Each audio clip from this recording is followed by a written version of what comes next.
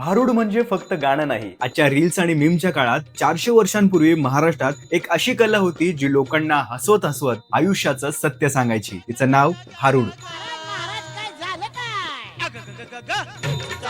तुम्हाला वाटतं भारुड म्हणजे फक्त भजन किंवा गावाकडचं गाणं, तर नाही. ते होतं त्या काळचं सोशल मीडिया विथ सोल. संत एकनाथ यांनी भक्ती चळवळीच्या काळात भारुडाला लोकांपर्यंत पोहोचवलं. गाणं, कविता, अभिनय आणि विनोद यांच्या माध्यमातून त्यांनी जातीभेद, ढोंग, लोभ आणि समाजातील चुकीच्या गोष्टींवर थेट भाष्य केलं. हार्मोनियम, ढोलकी, टाळ, मृदुंगाच्या तालावर कलाकार कथा सादर करतात. कधी हसवतात, कधी विचार करायला भाग पाडतात. म्हणूनच भारुड हे फक्त मनोरंजन नाही, ते समाजाला आरसा दाखवणारं लोककलेचं सामर्थ्य आहे. विशेष म्हणजे आज आपण ज्या सटायर कॉमेडी किंवा सोशल कॉमेंट्री व्हिडिओज पाहतो, त्याचं मूळ आपल्या महाराष्ट्राच्या भारुड परंपरेत आधीपासून होतं. म्हणजे कंटेंट क्रिएशन आपल्या संस्कृतीत नवीन नाही, ते आपल्या मुळातच आहे. आषाढी एकादशी, कार्तिकी एकादशी, पंढरपूर, आळंदी, देहूच्या पालख्यांमध्ये आजही भारुड लोकांना भक्ती आणि समाज जागृतीचा संदेश देतं. आपल्या महाराष्ट्राची ही कला फक्त जपायची नाही, तर पुढच्या पिढीपर्यंत पोहोचवायची आहे. त्यामुळे हा व्हिडिओ नक्की शेअर करा आणि फॉलो करा कल्चर ऑफ महाराष्ट्र बाय विषय का मराठी.